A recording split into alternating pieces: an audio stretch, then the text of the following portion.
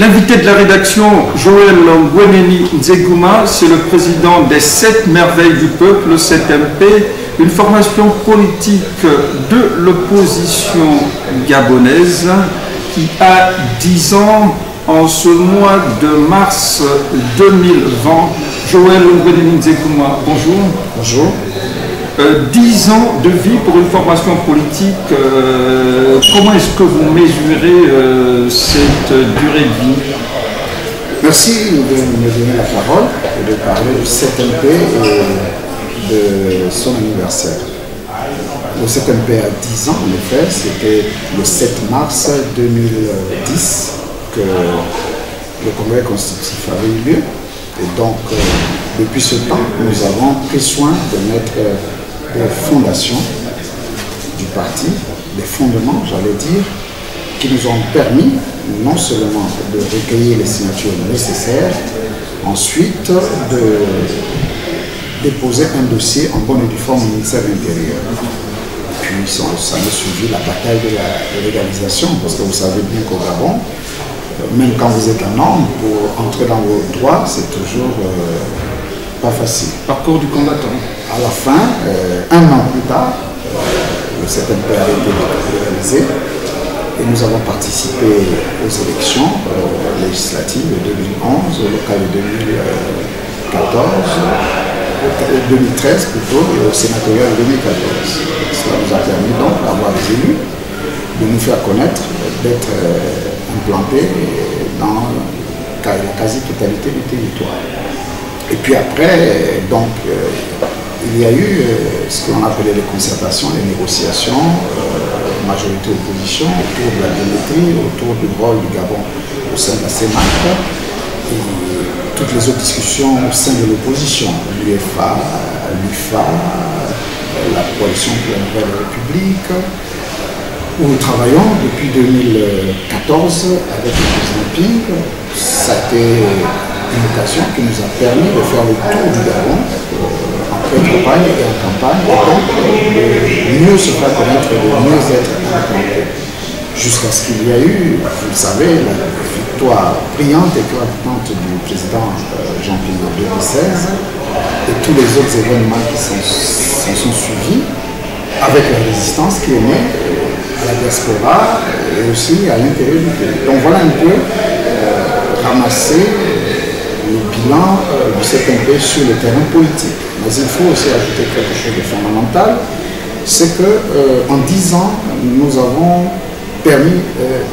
pu organiser le parti au sein de la structure dirigeante avec un siège qui est visible, avec une administration, un personnel qui travaille tous les jours ouvrables, avec des activités aussi pendant le week-end. Donc, toute la semaine, vous passez au siège du 7MP, vous allez trouver des militants qui travaillent et qui font des activités. D'accord. 10 ans de vie essentiellement axés sur, du moins dans les dernières années, ont été axés sur la revendication de la présidentielle de 2016. Comment est-ce que le 7MP vit ce pan de la résistance après le hold-up dénoncé suite à ce scrutin majeur? Il faut déjà partir du fait que le 7MP a été créé sur la base d'une conviction. Les partis politiques naissent sur la base d'idées et les idées ne sont pas toujours les mêmes. Nous n'avons pas créé ce parti politique suite à un mécontentement, suite à un désaccord avec X ou Y, suite à une volonté de positionnement pour avoir un poste ou pour avoir quelques retombées politiques parce que le Gabon se trouverait être comme un gâteau. Le 7MP n'est pas un fonds de commerce politique? Non, pas du tout. C'est une idée que nous avons eue pour permettre aux valeurs que nous vivons d'impacter la société gabonaise, d'impacter la classe politique gabonaise. C'est pourquoi justement on parle de 7 merveilles. Parce que notre idéologie tourne autour de 7 valeurs. Des valeurs pour nous fondamentales, cardinales. La première, c'est la conscience devant Dieu et devant l'histoire. Donc tout ce que nous faisons, nous voulons marquer cela du sceau de la conscience devant Dieu et devant l'histoire. J'ai voulu citer cette valeur pour répondre à votre question et vous dire donc que si nous nous sommes engagés auprès du président Jean Ping, et si nous sommes installés dans la revendication de cette victoire, et donc dans la résistance, c'est parce que nous y croyons, parce que nous avons des convictions et parce que nous voulons transmettre certaines valeurs au peuple gabonais. Entre autres valeurs, la conscience devant Dieu et devant l'histoire. Parce que Dieu nous regarde, que faisons-nous de notre victoire volée? Parce que l'histoire nous regarde et l'histoire retiendra ce que chacun de nous aura fait. Est-ce qu'après avoir brillamment gagné, est-ce qu'après avoir combattu le bon combat, nous avons perdu la foi pour aller négocier avec le voleur, pour lui dire donne-moi quand même un peu de ce que tu m'as volé? Donc voilà un peu notre logique et le sens de notre combat.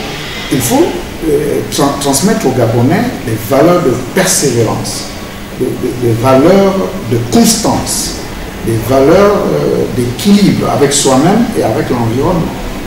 D'accord. Et ces 10 ans ont été de façon globale lancés. Le lancement a été marqué sous le sceau de la vitalité du débat démocratique à travers justement un débat ouvert avec un panel composé d'experts politiques expérimentés et aguerris venus de différents horizons. Oui, nous avons commencé les festivités de l'anniversaire du CNP ce jour par cette table ronde. Tout à l'heure, nous allons poursuivre du côté du siège avec l'historique du CNP. Ensuite, nous aurons le jour qui va suivre, nous aurons donc une journée portes ouvertes pour mieux connaître le CNP et nous joindrons l'utile à l'agréable, non seulement en faisant connaître le CNP, mais en organisant un marché que nous appelons marché sous-aîné. C'est un marché que nous faisons au siège tous les premiers samedis du mois, où on fait la promotion de l'agriculture parce que c'est une de nos valeurs cardinales. Dans les 7 merveilles, il y a l'agriculture, notamment la sécurité alimentaire.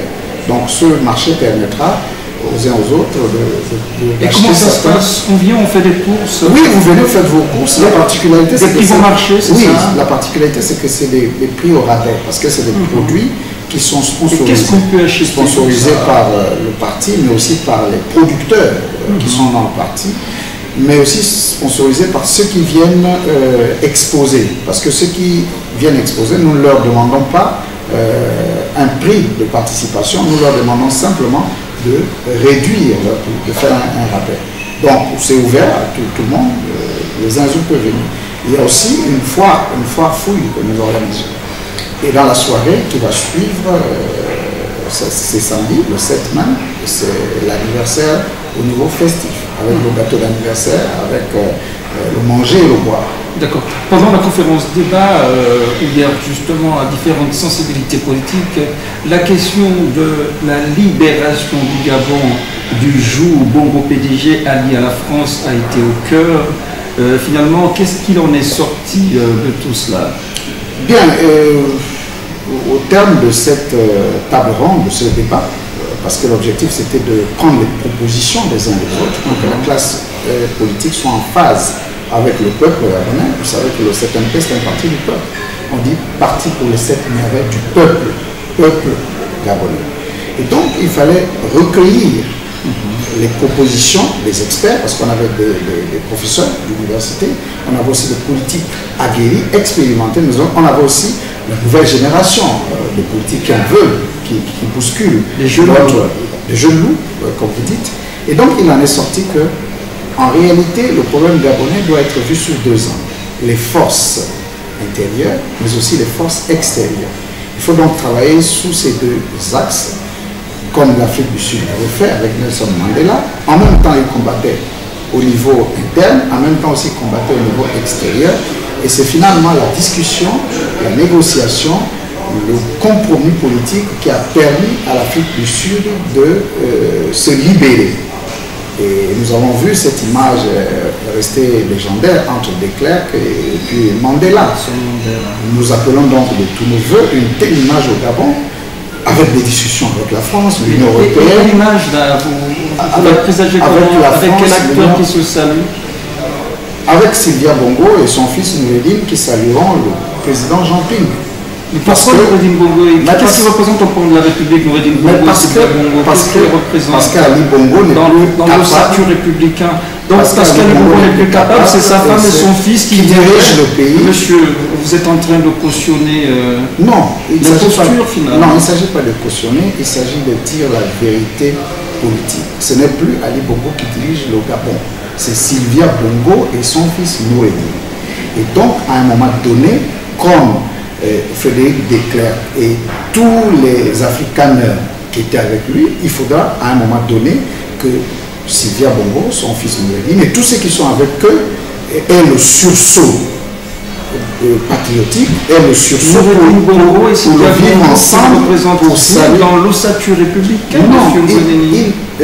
Noureddin Bongo et Sylvia Bongo représentent aujourd'hui le pouvoir en place, qu'il soit usurpé ou pas, mais le fait que c'est Sylvia Bongo et Noureddin Bongo qui dirigent le pays. Et donc il va falloir qu'eux, ils comprennent que les Gabonais ne veulent plus de ce système.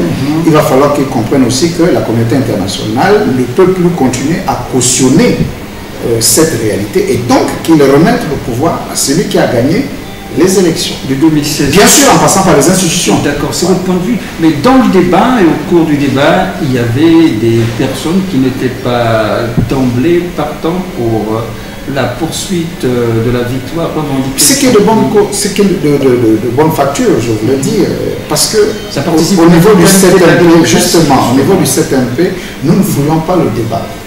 Nous voulons qu'il y ait la liberté d'expression, et c'est ce que nous reprochons au pouvoir en place. Parce qu'ils n'organisent pas le débat, ils veulent la culture de la pensée unique. Ce n'est pas le cas au niveau du 7MP. Nous posons la question sur la nouvelle République, sur la classe politique que l'on souhaiterait, sur comment on veut cette nouvelle République. À partir de ce moment-là, on n'a pas à exclure une sensibilité ou une autre.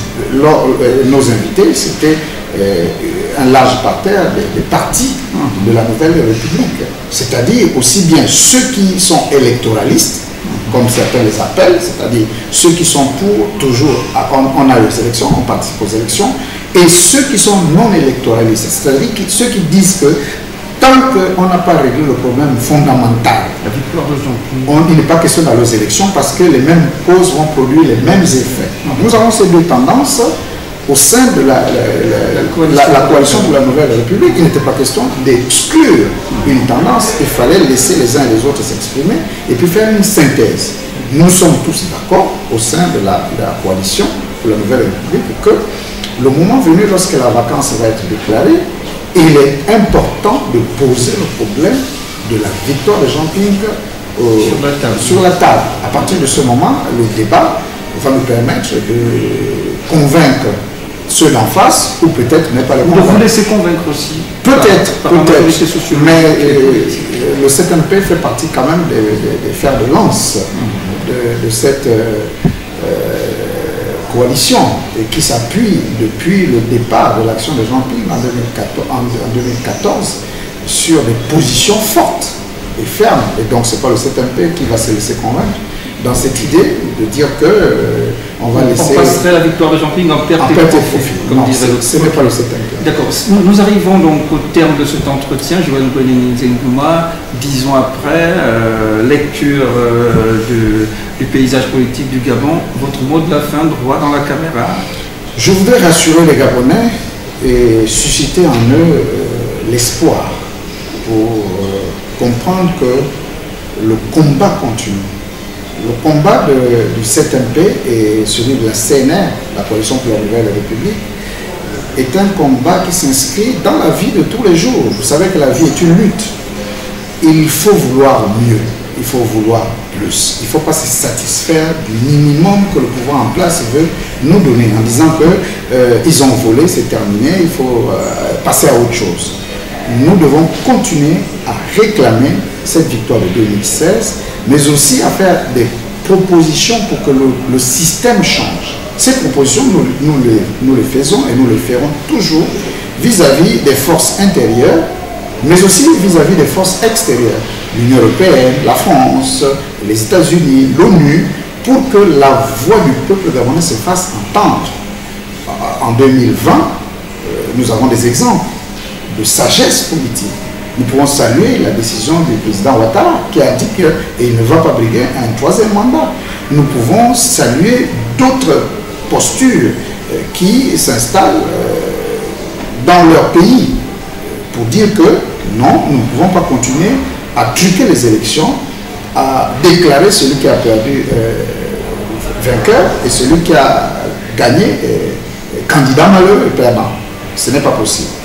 Et nous avons foi, je vais terminer par là, que le président Ping sera restauré et que dans les semaines à venir, il sera investi, président de la République, par les institutions gabonaises au moyen justement de ce que j'appelle des discussions avec les forces intérieures et les forces extérieures. Et nous pourrons donc avoir une belle image, ceux qui sont au pouvoir, la famille Bongo, transmettant le flambeau à cette nouvelle classe politique voulue par les Gabonais.